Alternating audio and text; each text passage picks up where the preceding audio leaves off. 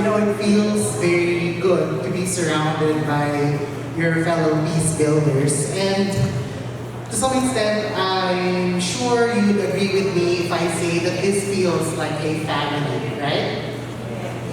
And much like a family, in forging the path towards peace, how do we continue the journey? Allow me to give you 4 directions inspired by the family.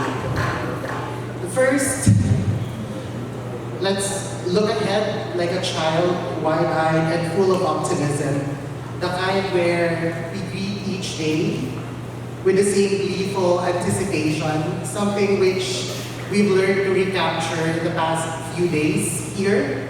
We've allowed ourselves to fully immerse in enjoyable activities that probably some of us haven't had the chance to do or enjoy for years now.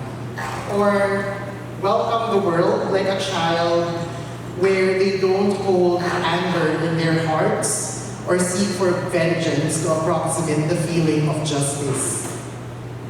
And a lot of people would say, well, that's because children are naive and they don't know any better.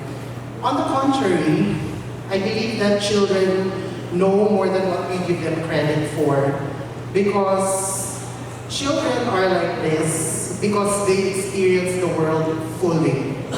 They trust fully, they laugh heartily, they love unconditionally because they live authentically.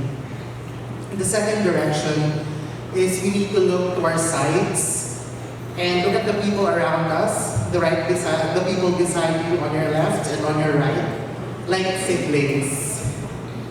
And look at each other the way siblings can have the biggest of fights, like they're each other's worst enemies, but knowing full well that they would also have each other's backs when things get tough.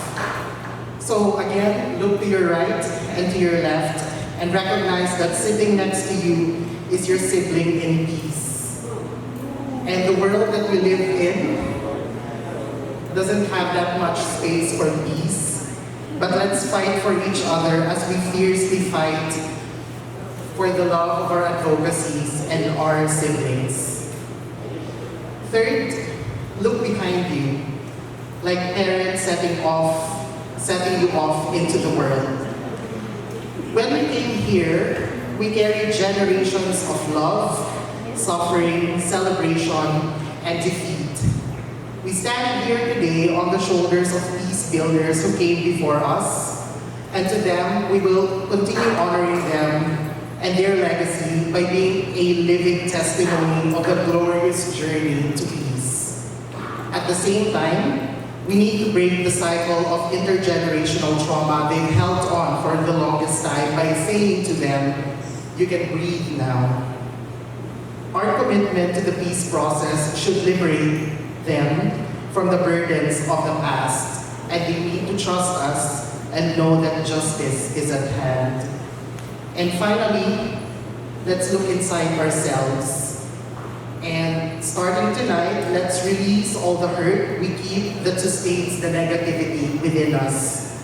And in releasing these pains, we empty our hearts and souls to become vessels of empathy, of compassion, of justice, of love.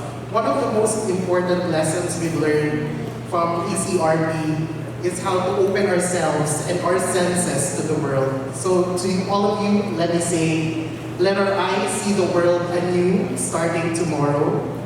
Let's hear so we can understand better. Let's taste the bitterness of loss and savor it with the sweetness of peace. Let our voices amplify the silenced and the voiceless. And let's feel all the energy around us and project the same passion into the world. And as I close this, allow me to quote an excerpt from a poem that I got to see when we visited Balay Kalinaw of Kublai.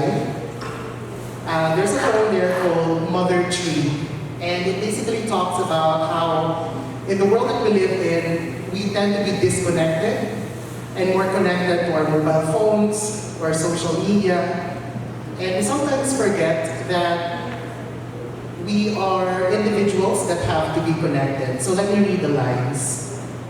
We return to the perfection we have always been, freed of the chains of mortality. We achieve the level of certainty. The soul, the perfect image, from the body freed, now soars high with the mythical, the surreal, the immortal. Good evening.